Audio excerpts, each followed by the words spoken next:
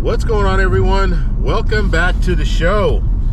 So we're going to do a commute today. We're going to drive around. I'm going to talk a little bit about what I think about Senator Manchin, the heckling of Senator Manchin, or the chasing of Senator Manchin, and the blocking his car in carport. So we're going to talk a little bit about that, because we talk a lot about legislation. We talk a lot about Senator Manchin. In the last few months, we've been talking a lot about him because he's been holding out on a lot of these different proposals that are coming out. And I'm all for protests. But when it gets to the point where you're chasing someone down, when it gets to the point where you're standing in front of someone's car, that's going too far. And when it comes to Senator Manchin, he might have different ideas for the future. So these proposals come out and he says, you know what, I'm not for that, I'm for this. That's, as a politician, that's what you run on. You run on your record. And if he wants to put himself in a situation where he is saying no to a lot of things, and that might cost him an election in the future, well, that's his prerogative. There are plenty of ways to hold politicians accountable, but chasing someone down the street is not a way to hold someone accountable. The best way to hold someone accountable is to vote them out of office. And you might not have that power, because in Senator Manchin's case, he's a senator out of West Virginia, so his constituents are the ones who are voting him in and out. And so let's say you don't live in West Virginia, you're not voting for Senator Manchin. Now, that doesn't mean Senator Manchin can't affect you, because obviously he can. If there's a bill before him and it might help you, and you live in another state and he doesn't want to go for that bill, and we're in a situation where we are right now where we're trying to get this reconciliation bill passed, and you need all 50 Democrats, and he's the one holdout, or we can say two holdouts, we'll say Senator Sinema as well that affects you. But in all reality, the best thing that you can do is educate others. And when we're looking at the current situation, you have a lot of people in West Virginia right now that are in the same situation that you're in. And they might need the child tax credit, or they might need dental and vision, because these are some of the things that have been either shortened. The child tax credit is shortened down now. It looks like it's going to be 1 year, and then they'll see if they can extend it next year. And when it comes to dental and vision, they have been taken out. So when it comes to Medicare, the Medicare expansion, they took those two provisions out. And so when you're looking at situations like that, the best thing that you can do is educate people in West Virginia. Look, this is your senator, and this is what he thinks about these different proposals. That's the best thing that you can do. And make sure you vote, especially if you're in West Virginia. You get out there and you vote politicians like this out. You start holding politicians accountable, and I will guarantee you they will start representing you. Because a lot of the politicians right now, they're representing corporations. They're representing big business. And the reason that they represent big business is because big business holds them accountable. Financially, they will hold them accountable. If they are supporting, let's say this corporation is supporting a certain candidate, and that candidate wins the election, and they're now, let's say, a senator or a representative, you better believe that corporation or that big business is going to reach out to those Congress people and let them know, remember, I supported you. You need to help me out in this situation. And if those politicians don't help them out, guess what? Corporations will hold them accountable. And so we need to make sure as constituents that we hold these politicians accountable. And in some situations, you just have to get the word out. And that's why having a platform on YouTube, this is very powerful. I can get the word out. I can let you guys know what I think, and not only what I think, but what's out there and how these politicians see certain proposals, see certain bills. Are they for it? Are they against it?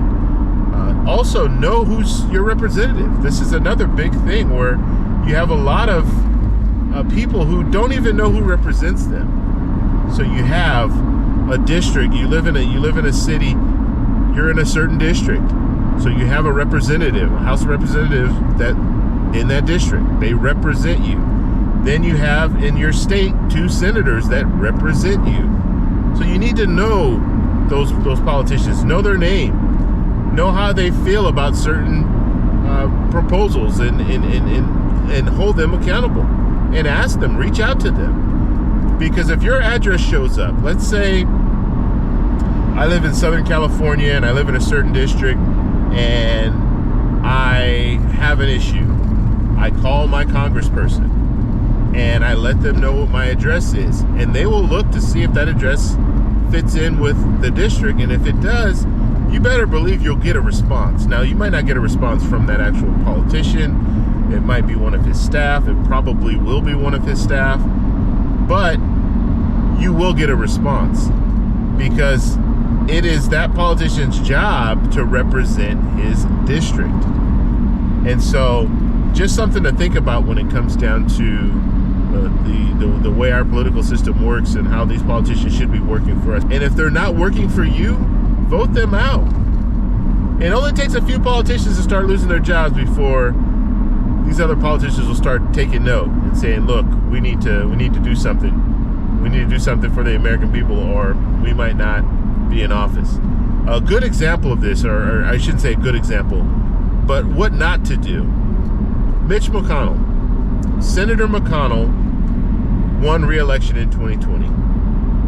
And this was at a time where we saw Senator McConnell just sit on the sidelines for 9 months and not move on another stimulus package when everyone wanted another stimulus package. People were asking for a stimulus check. People were asking for a lot of the different benefits that were in the stimulus package that they signed in December. But Mitch McConnell, he didn't want to move. He didn't want to move on anything. He waited until July. And then once we got to July, then they started negotiating back and forth. Mitch McConnell wasn't even in the room. He wasn't in the room. But guess what? He got reelected. Because either people didn't care or they didn't know that he was doing a lot of the stalling when it came down to it. But I can guarantee you, a lot of people in Kentucky wanted that stimulus check. They wanted the enhanced unemployment. They wanted the EIDL loans. They wanted all the stuff that was in that stimulus package. But they didn't really know what Mitch McConnell was doing, or they didn't care what Mitch McConnell was doing or not doing. So we need to pay attention to what our politicians are doing. In the future, I will let you guys know what's going on with the different politicians and how they feel about certain things. But what I do not agree with, and the whole reason for me talking right now, I do not agree with people chasing politicians down. I do not agree with people yelling profanity at different politicians. I don't agree with that. I don't think that's productive. And I think what that does is it makes these politicians withdraw even more. And you have less access to them because now people are just attacking them for their beliefs. And I don't agree with that. I think if you want to hold someone accountable, you can. That's why we have the democracy that we have. You can vote people out of office. But going after them, yelling at them, chasing them down, harassing them, that's not the way to go. And that the carport situation, and I don't know if you guys caught that. You can catch it online. It's all over YouTube, where Senator Manchin was in his Maserati. Yes, he drives a Maserati, and he was in a parking garage, and he was trying to get out. And you had people surround his car, and you can see him inching forward, and people were standing in front of his vehicle. And on both sides, that's really dangerous. I mean, he's inching forward. He has people in front of him.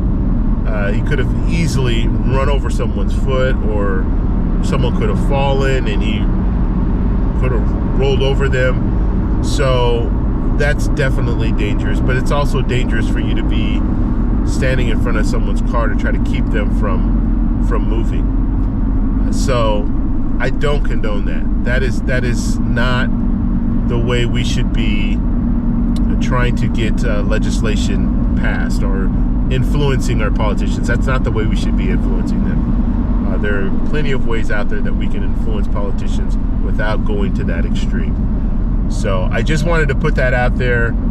I'll have another video tomorrow, a regular video, where we'll be talking about, I want to focus more on Social Security right now, because I think that Social Security reform is something that needs to happen, and it needs to happen very soon. We know that in our this reconciliation bill, there is no Social Security reform, and Medicare expansion is pretty much with the only thing that will be in there is hearing. So dental and vision will not be in this Medicare expansion for in the reconciliation bill I'm talking about. So we'll talk a little bit more about that later in future videos. But I just wanted to put that message out. Please, I know we talk about these politicians and what they're not doing, but please don't resort to chasing people down and harassing people. I don't think that that's ever appropriate under any circumstance. So let me know what you guys think down below. Let me know if you guys saw the videos. Let me know how you feel about it. If you guys have any questions, post them down below. Also, if you like this video, please give me a thumbs up. And please subscribe for more. And I'll talk to you in the next one. Bye. We want to live. We want to live. We want to live. We want to live. We want to live. We want to live.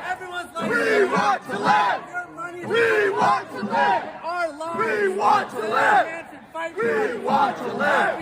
We want to live. We want to live. We want to live. This is our life. You're killing us. You're killing us. You're killing us.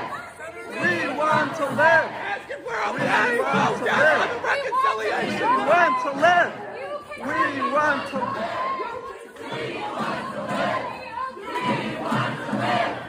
We want to live. Back